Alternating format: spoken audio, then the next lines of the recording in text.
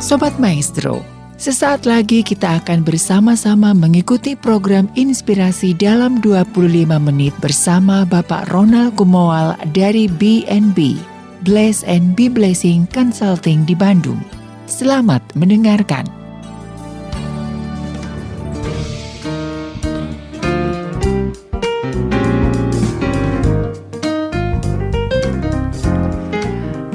Meeting apalagi?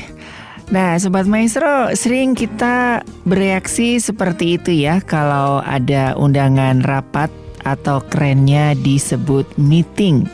Apa sebenarnya yang dimaksud dengan meeting? Dalam keadaan seperti apa meeting itu diperlukan? Bagaimana kita bereaksi dalam meeting dan bagaimana memastikan hasil meeting dilaksanakan?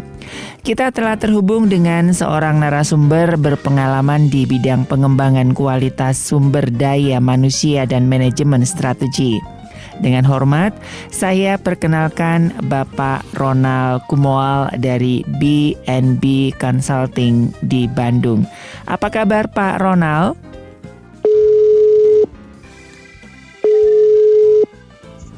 Sehat, puji Tuhan, sehat ya.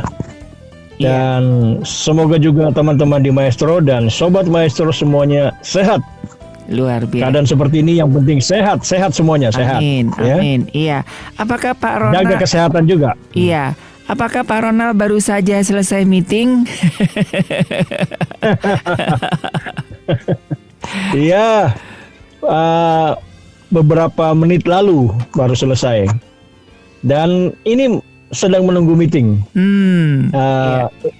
Karena itu saya berterima kasih sama teman-teman di Maestro bisa menyesuaikan waktunya. Terima kasih ya, terima kasih. Oke. Memang saat ini banyak meeting, semua juga orang banyak meeting ya, saya bilang. Betul.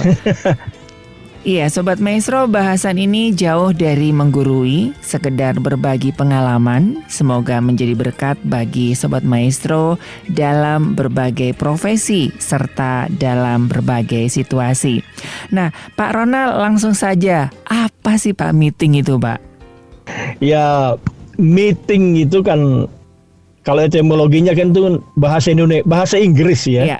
Asal katanya bertemu, meet. Kalau di Indonesia kan menjadi pertemuan, rapat. Rapat itu adalah pertemuan, minimal 2 orang, itu syaratnya, minimal 2 orang. Jadi kalau hanya sendiri itu bukan rapat. Jangan bilang, oh saya mau rapat, tapi cuma sendiri. Dengan diri sendiri. Introspeksi itu, Pak. Itu merenung itu. Merenung. Tapi jangan salah Mas Arya. Di saat seperti ini bisa saja seseorang memang sendiri dalam ruangan. Tapi di layar monitornya, di handphonenya ada beberapa orang. Nah itu bisa dikategorikan rapat. Bisa saja itu kan disebut online meeting yang saat ini lagi marak. Semua orang bisa online meeting saat ini. Oke, nah lalu apa bedanya Pak meeting dengan sekedar ngobrol-ngobrol nih Pak Ronald? Seperti kita ini ya? Iya. Toh meeting kan ketemu kan juga ngobrol-ngobrol juga nih Pak. Apakah kita ini juga bisa dikatakan meeting nih Pak? Nah meeting itu kan pasti ngobrol-ngobrol. Iya. Ya. Sekalipun itu meetingnya para ahli bahasa roh. Sekalipun itu meetingnya para ahli bahasa batin. Sekalipun itu meetingnya ahli meditasi. Tetap saja mereka akan ngobrol-ngobrol, ya. Dalam meeting, memang mungkin saja, ini mungkin ya, ada saatnya peserta tidak ngobrol, dilarang ngobrol malah. Nah, saya pernah, Mas Ari, ikut meeting di salah satu perusahaan yang Jepang oriented ya, Jepang banget lah. Iya. Nah, ketika ada momen deadlock, ya biasa kalau meeting kan, semua orang bersuara. Ketika ada momen deadlock dan no solution sepertinya, salah seorang pimpinan rapat mengajak untuk bersaat teduh, itu bahasa di Radio Maestro ya. Bermeditasi sejenak. Nah, waktu itu sekitar 5 menit, semua diam, tutup mata. Nah, setelah itu meeting dilanjutkan dengan bahasan yang tertunda, ngobrol-ngobrol lagi. Nah, hebatnya, saya sendiri merasakan hebatnya, suasana lebih semangat, lebih tertib, dan segera temukan solusi keputusan. Nah, kalau meeting itu pasti ngobrol-ngobrol. Kalau ngobrol-ngobrol belum tentu meeting. Sekalipun dihadiri lebih dari 2 orang. Nah, seperti kita ini ngobrol-ngobrol belum tentu dibilang meeting. Nah, Siaran ini, Pak. secara teknis ini siaran ini. Secara teknis yang bisa disebut meeting atau rapat itu begini, harus ada kejelasan dalam 3 hal. Pertama, kejelasan peserta. Nah, orang-orang yang diajak dalam meeting itu orang-orang yang punya akses terhadap topik itu, bukan sembarang orang diajak. Yang kedua, ada kejelasan soal waktu dan tempat. Nah, maksudnya begini, kan semua orang harus dihargai lah bahwa mereka punya kerjaan juga. Jadi kalau diberitahukan waktu dan tempat, mereka bisa mengatur waktu pribadinya. Yang ketiga, jelas tujuannya. Nah, ini mesti dikomunikasikan agar peserta rapat itu, peserta meeting itu membawa informasi yang memadai. Jadi kalau begitu apa Pak alasan utama sehingga meeting ini perlu diadakan, Pak Ronald? Nah, begini. Kita ini kan bahas meeting dalam konteks satu organisasi ya. Iya. Bukan meeting lintas organisasi ya. Iya. Nah, karena itu kita mesti melihat meeting sebagai manajemen strategi, sebagai tools of management untuk memastikan bahwa tujuan organisasi tetap on the track. Terutama di saat seperti ini, Mas Ari, ada banyak potensi munculnya hal-hal yang out of control. Nah, kalau kita adalah member of management, kalau kita adalah anggota dari komunitas tertentu, dari organisasi tertentu, mestinya setiap meeting dianggap perlu diadakan dan dianggap perlu untuk dihadiri. Jangan cuma dianggap perlu diadakan tapi kita nggak hadir. Nah, pernah ramai diberitakan baru saja ini, Juni ini, awal bulan Juni ini, ada seorang ketua parpol besar di Indonesia yang menegaskan bahwa kalau anggota harus rajin ikut rapat supaya tidak menyimpang dari kebijakan. Nah, memang begitu. Iya. Secara umum ada 3 tujuan sebuah meeting diadakan, yaitu strategi baru. Nah, kalau sebuah strategi mengalami kendala dalam pelaksanaan, dalam implementasi, maka dibutuhkan pendekatan baru atau strategi baru, atau sekedar penyempurnaan strategi. Nah, itu kan biasa terjadi. Yang kedua, menyatukan pendapat. Nah, ini memang sering terjadi dalam organisasi di mana para pihak pengambil kebijakan ternyata punya pandangan berbeda-beda. Nah, ini wajar kan? Wajar. Punya pandangan berbeda dalam tahap eksekusi.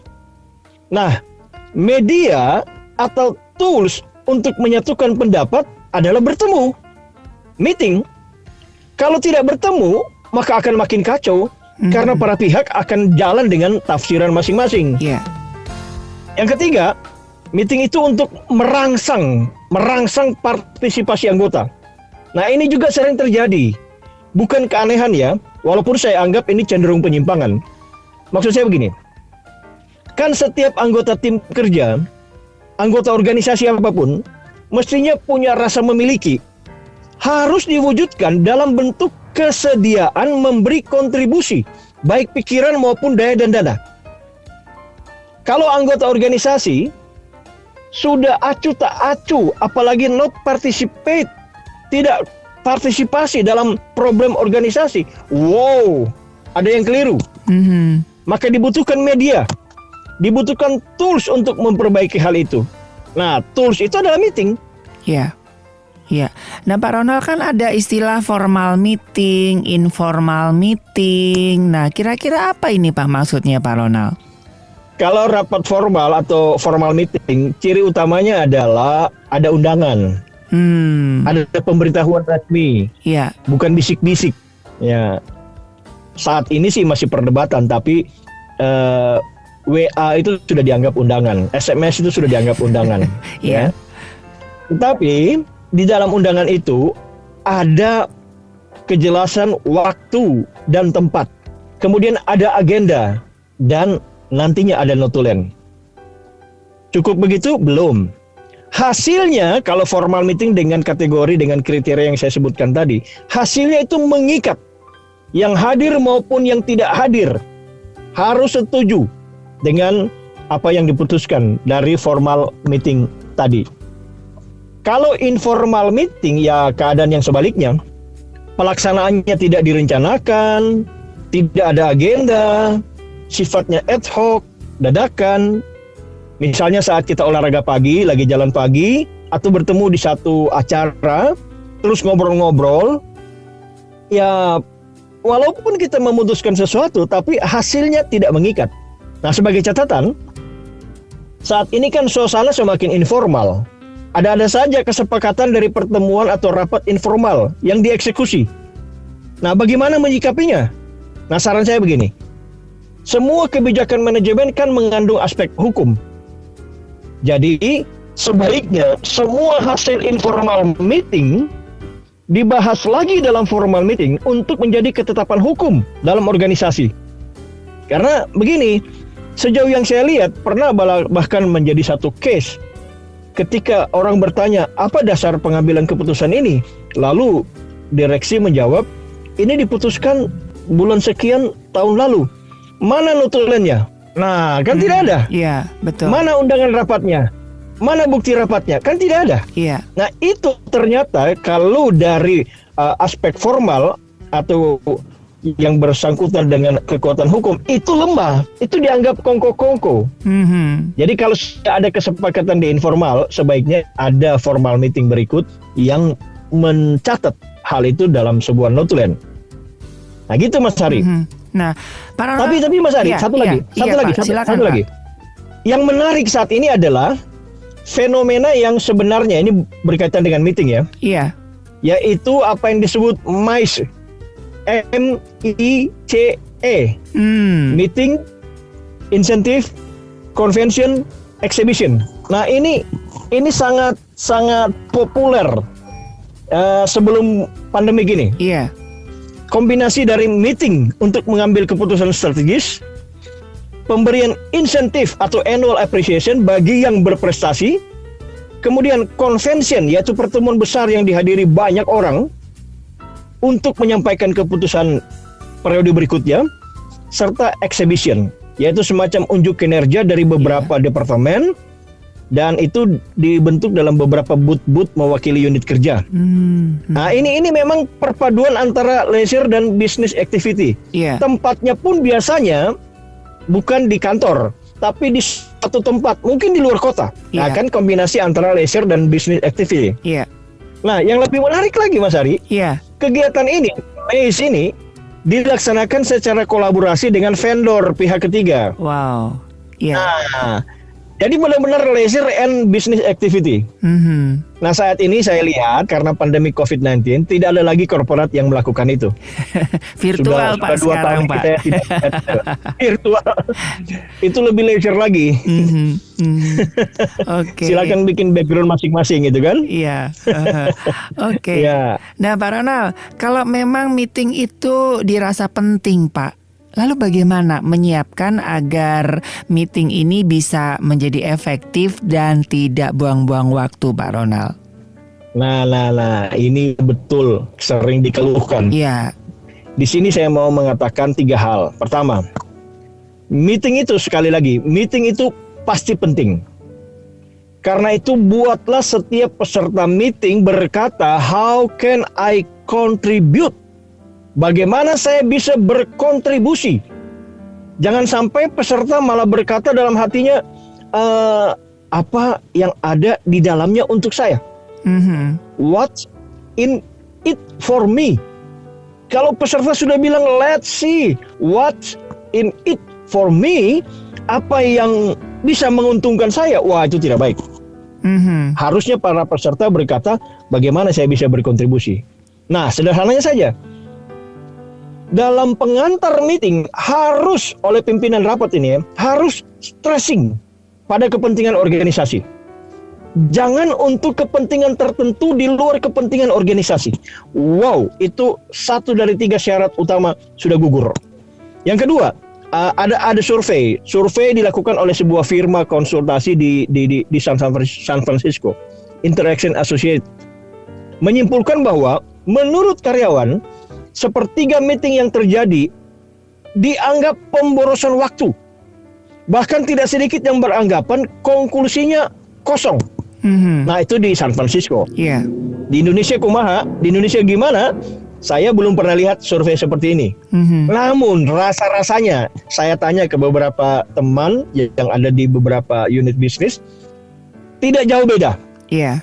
Nah, kalau memang begitu, maka meeting itu memang harus didesain, disiapkan agar tidak membosankan, malah menyenangkan dan produktif. Harus begitu. Iya. Yang ketiga, on 5 on. Nah, 5 on itu pertama, on schedule. Kan sudah direncanakan sejak awal bahwa nantinya organisasi kita ini ada weekly meeting, ada monthly meeting, ada quarter meeting, ada annual meeting. Iya. Nah, itu harus dilaksanakan secara tertib. Jangan misalnya weekly meeting, kadang-kadang ada, kadang-kadang nggak ada. Nah, itu akan membuat peserta meeting sudah nggak respect. Yang kedua, on time. Nah, ini butuh disiplin peserta meeting. Karena itu jika berhalangan atau akan datang terlambat, ini kan manusiawi ya. Iya. Informasikan kepada pelaksana meeting agar rapat segera dimulai karena quorum. Karena informasi dari kita itu pengaruhnya ke quorum. Ketiga, on track. Bahasan dalam meeting difokuskan pada agenda dan orientasinya harus ke depan. Jangan lagi bicarakan hal-hal yang sudah diputuskan dalam meeting-meeting sebelumnya. Itu sudah nggak on track. Yang keempat, on summary. Harus diakhiri dengan semacam daftar tindakan. Daftar tindakan berikut serta kejelasan siapa yang akan melaksanakannya. PIC-nya siapa? Jangan setelah meeting saling berharap. Akhirnya tidak ada yang kerjain. Dan yang kelima terakhir, on perform. Ini indikator utama justru tentang keberhasilan sebuah meeting. Yaitu keputusannya dijalankan dengan sebaik-baiknya atau tidak. Ini hanya bisa terjadi kalau ada kejelasan siapa PIC, on perform tadi, dan setiap keputusan dilaporkan pada next meeting. Demikian Mas Ari. Iya. Nah, hal paling urgent apa Pak yang harus disiapkan kalau kita harus hadir dalam meeting ini Pak? Nah, iya, ini kadang-kadang ada yang datang meeting dengan bingung dengan lenggang kangkung. Asal datang gitu aja ya. Iya, lenggang kangkung bingung, asal datang sama itu. Kembaran itu. Nah, yang pertama dan terutama harus kita siapkan adalah niat. Ini nggak terlihat ya. Niat baik untuk memberi kontribusi. Yang terlihat adalah konsekuensinya. Konsekuensinya adalah siapkan data pendukung serta catatan usulan. Kok kita bisa bikin usulan dari rumah? Nah, kan agendanya sudah ada. Kan ini formal meeting. Agendanya sudah diberitahukan. Misalnya agendanya begini. Evaluasi penjualan atau let's say pencapaian minggu lalu dan rencana minggu depan. Kan kita sudah tahu itu agendanya. Iya. Maka harus siapkan data berkaitan pencapaian minggu lalu dan usulan atas proyeksi minggu depan. Kalau tidak siapkan data, itu tadi lenggang kangkung, berarti kita memang tidak siap untuk meeting. Akhirnya banyak diam. Dan ini berpotensi no contribute. Atau malah bahas hal-hal yang di luar konteks. Not on the track. Ini malah berpotensi mengganggu meeting. Saya, Mas Ari, pernah melihat ada peserta meeting yang diusir dari dalam ruang meeting. Karena orang itu no contribute, diam aja. Padahal undangan sudah diberitahukan minggu lalu. Nah, kesimpulannya gini. Meeting akan efektif dan produktif kalau kita mau mendengar, mau menganalisa, dan mau bicara berdasarkan data.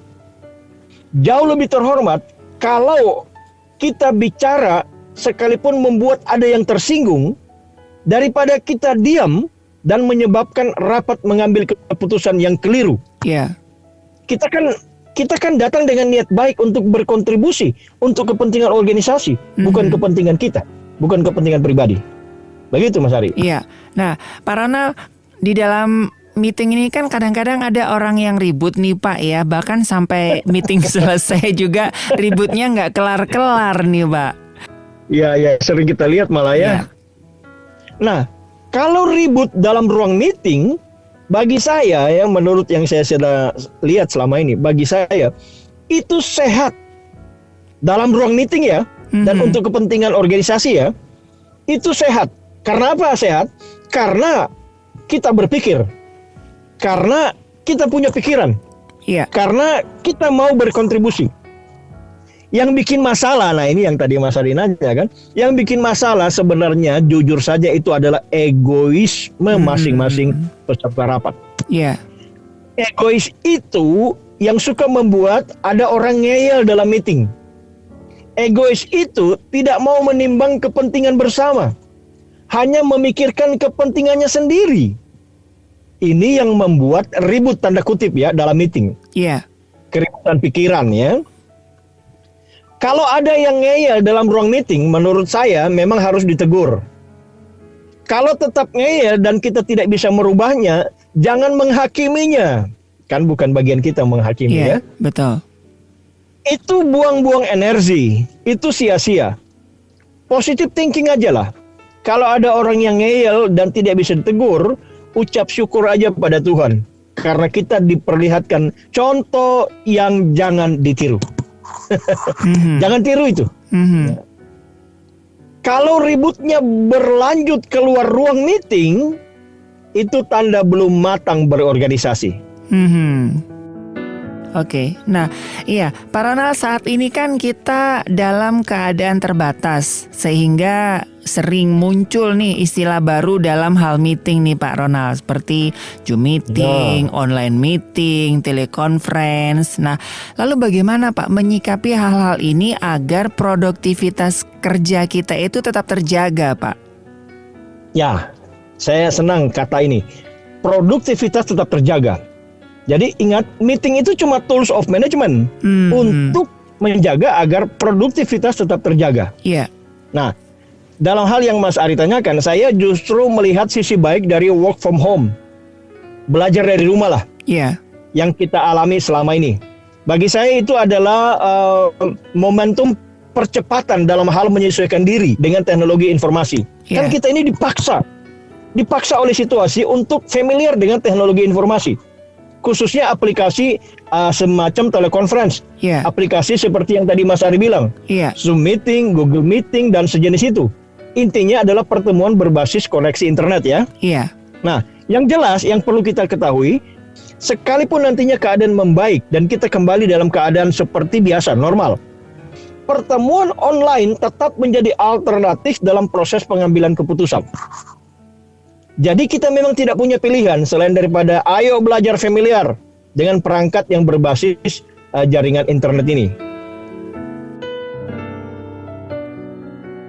Pertemuan kan boleh dari mana saja, maka orang akan bertanya, kalau saya bukan dari rumah, dari mana? Nah, saat ini banyak sekali tersedia apa yang disebut co-working space.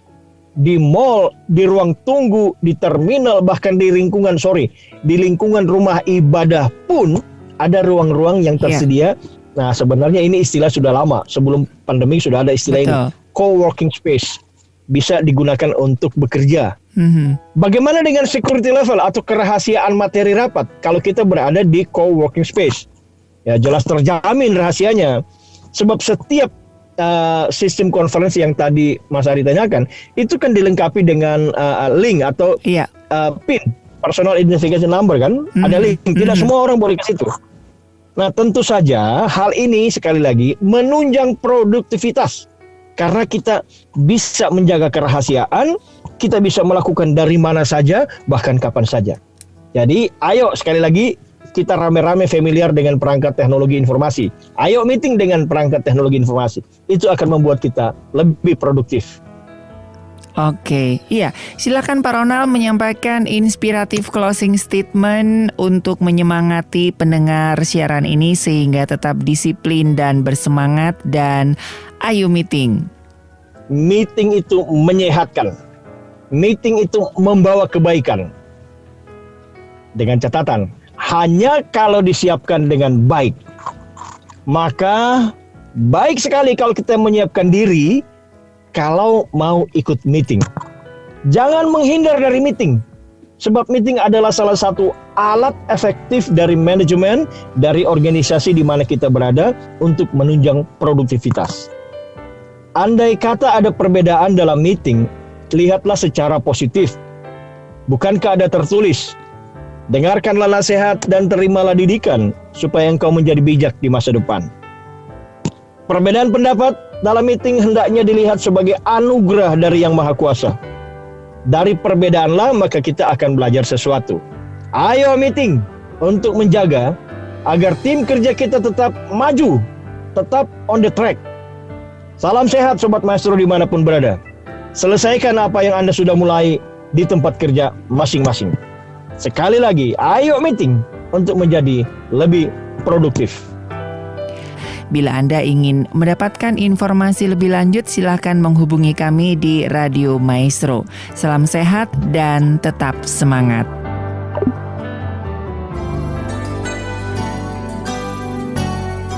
Sobat Maestro, Anda baru saja mengikuti program Inspirasi dalam 25 menit bersama Bapak Ronald Kumoal dari BNB, Bless and Be Blessing Consulting di Bandung.